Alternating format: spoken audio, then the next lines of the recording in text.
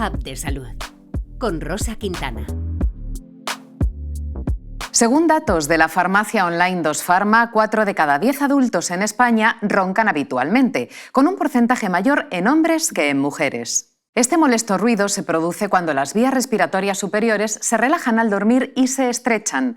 Los expertos explican que las causas pueden ser alteración en la anatomía de la boca o de la nariz, vegetaciones, no dormir lo suficiente, la posición cuando estamos descansando, tener sobrepeso o estar embarazada. Además de todo esto, debemos descartar la presencia de alguna enfermedad no diagnosticada. Para minimizar los efectos de los ronquidos, se recomienda no beber alcohol antes de ir a la cama, dormir de costado, utilizar más de una almohada, vigilar el sobrepeso, dejar de fumar y utilizar un humidificador.